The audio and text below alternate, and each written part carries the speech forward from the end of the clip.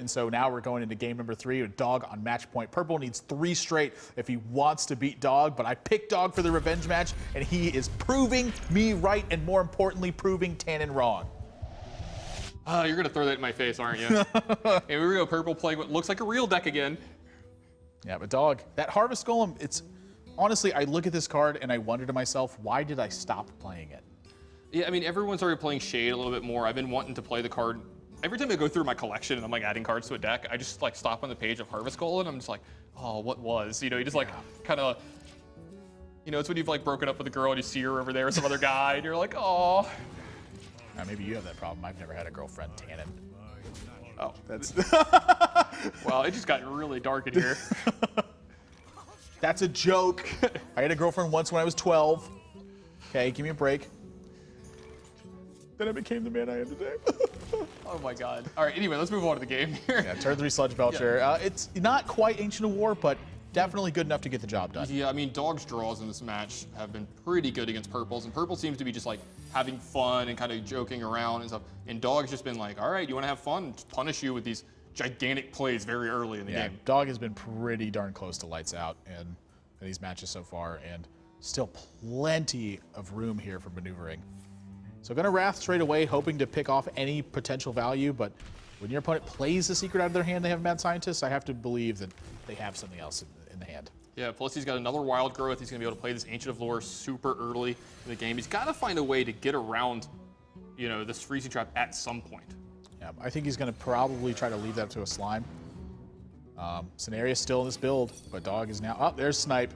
And he got it. And you can see Purple like just losing it here because anyone who's been watching the show, if you've watched Archon play, their snipes this season have been unbelievable. Anytime you take, I mean, that card, honestly, I thought it was bad before, but now that I'm thinking about it, it just doesn't feel like that bad of a card. It feels like every single time they've played it, you know, minions have just gotten so strong.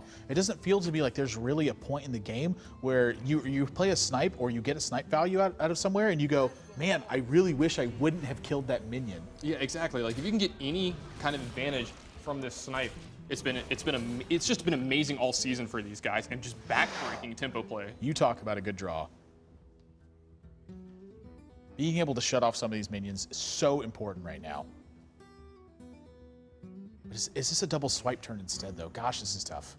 Yeah, Dog's going to take his time on this one. He knows this is a Freezing Trap that's down. Well, he also knows that he gets Cenarius next turn, so he's trying to make the best board possible against Cenarius here.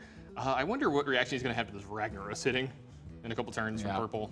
That's really the scariest thing I'm looking forward to right now is he can handle everything that's happening, but once he's done that, he's basically out of gas. Yeah, and then there's going to be a Ragnaros happening. And I've seen it in the past. Ragnaros is pretty good against Druid.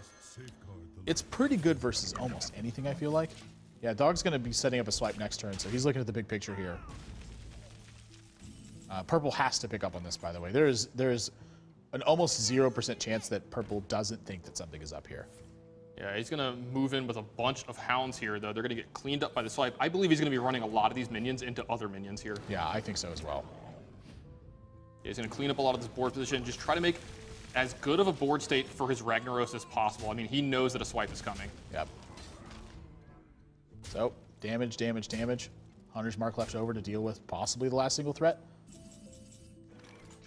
Not a bad draw from Dog there either. He's going to be able to Druid of Call if he wants his turn with swipe, but looks like he just wants to get the whole board. Yeah, I think the Zombie Chow is what he's looking forward to here. Try to get a little bit more investment from your opponent's minions in the spot. You know, it's pretty unlikely that Mad Scientist is going to pull something here, but now that the sheep has come down, almost having a second thought there, but I still think it's right to contest. Yeah, and what's the name that you like to call this guy? Senor del Fuego is hitting the board, and it's going upstairs for 8. I love this card in Hunter. You know, I shunned this card for a long time in Hunter builds, but you so often get to these board states where the 8 damage is just back-breaking in so many spots, and it's not like it just stops right here. I mean, your opponents, you know, when they're not playing big game Hunter, this card keeps going. Yeah, I mean, and now he has to interact with all these cards. Look at Dog's reactions. He's like, oh, those are good back-to-back turns. Yeah, those are okay ones. You know, there was a big game Hunter on the first one, not on the second one. Wowee!